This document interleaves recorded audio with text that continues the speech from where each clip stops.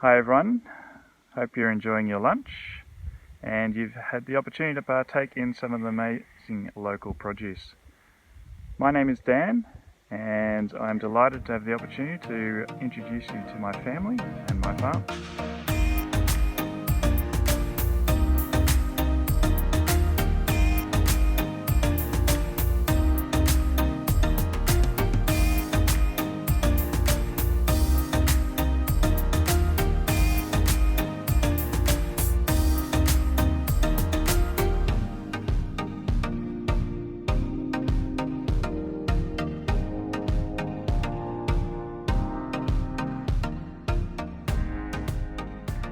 Today I am presenting our story from my perspective, but this is very much a team effort. Together with my wife Gillian and 5-year-old daughter Madison, we are Value Life Farm. Following the birth of Madison, Gillian became very unwell. It was a very challenging time for us and was the catalyst for a total reboot of our lives. After a period of reflection and contemplation, I came to the conclusion that farming was the answer I was looking for. I somehow managed to convince Gillian that it was a good idea for me to quit my career as a captain at a regional airline, and we packed up everything and moved from Brisbane back to the Canberra region.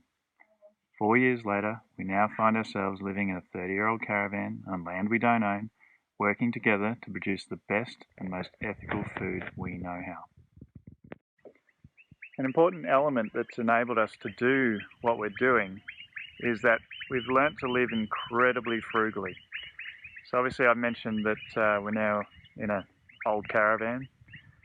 Now a couple of years on, that caravan is now enclosed in a shed that I've built out of reclaimed materials.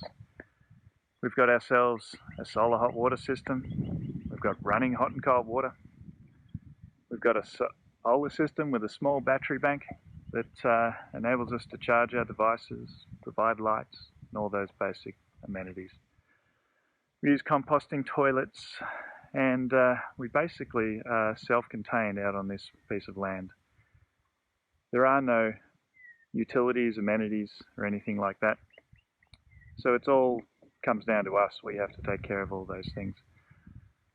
But that gives us a great degree of freedom that we don't have those bills coming in. And so with responsibility comes the freedom to manage things and do things the way we need to do. That being said, we still live within the world and we have our bills and we still need to make money to get by. From a consumer perspective, we are a meat farm. We produce both pork and goat. Pork was our first enterprise that we undertook, and we've been doing that now for coming into our 4th year. The way that we sell our produce is directly to the consumer. We do that through a subscription model. We currently have in the order of about 60 subscribers, and they get either a monthly or a bi-monthly bundle of pork. Those subscribers are welcome to come out to the farm any time that it suits them, 365, 24/7. That means that they can come out and essentially see how their food is produced, and there are no secrets, nothing hidden. Now here behind me I have 2 of our sows, Darlin and Boomba. Their piglets there are approaching 4 weeks old, and you can see the difference now in the ones that we just left, which were 5 months old, and how fast they grow. Now in a litter for us, we're looking at up to about 14 piglets. Somewhere between 10 and 14 is pretty typical for us. So here we are with our breeding stock. We work predominantly with the Duroc breed of pig. In our climate, in our conditions, and for our market, the Duroc works quite well. As you've seen, it's a fast growing pig, and it's fairly well adapted outdoors for our conditions. Pretty lean and great marbling to the meat. Excellent meat. I've already mentioned that we don't use any chemical inputs. We don't vaccinate and we don't worm, we don't do anything like that. So what we do is we keep our animals moving. We do rotational grazing. Now you can see with the pigs, it's not so much grazing, it's more rooting and ploughing. So they will completely turn over this area.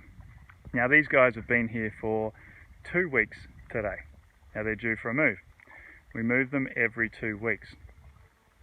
That's what we find works well for our soils and our climate, and using that method we can keep the pigs healthy. We're moving them away from their parasite load, we're moving them away from their manure, and we're giving them fresh ground.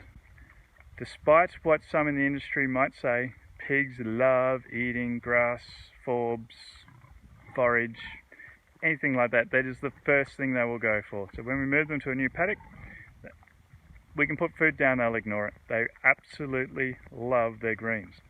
And that's part of how we keep them healthy.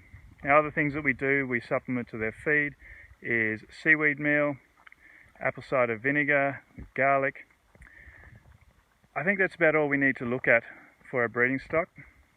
What I will do is from here is look what we use the pigs' disturbance to then advance the regeneration of our land. And we'll go have a look at that now.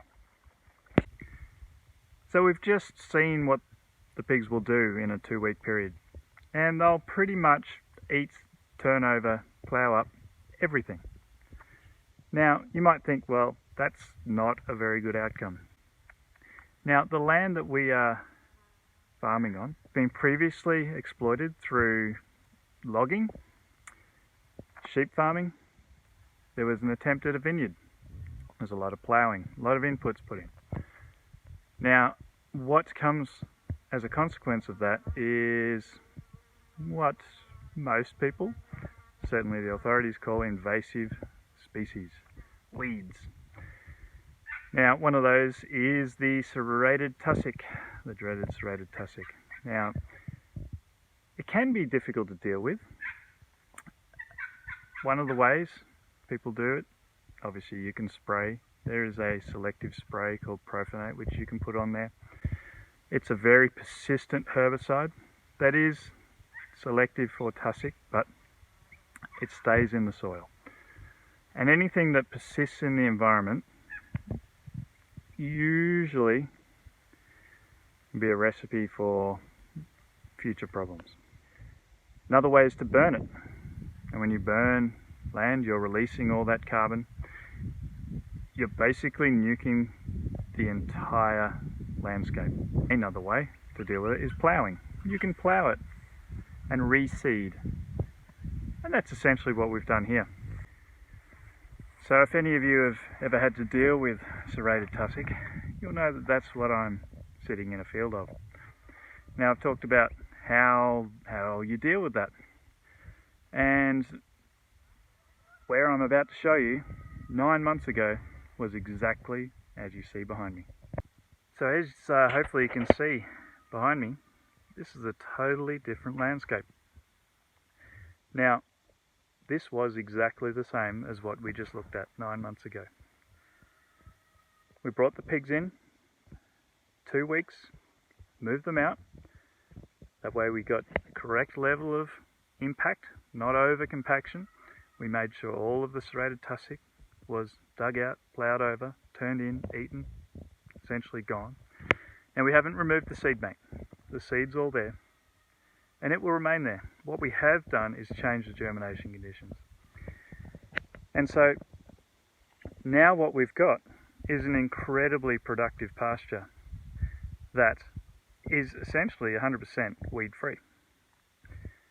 We have subsequently grazed our goats, our ruminant animals, through here 4 times since then in the last 6 months. And it is well and truly ready to graze again.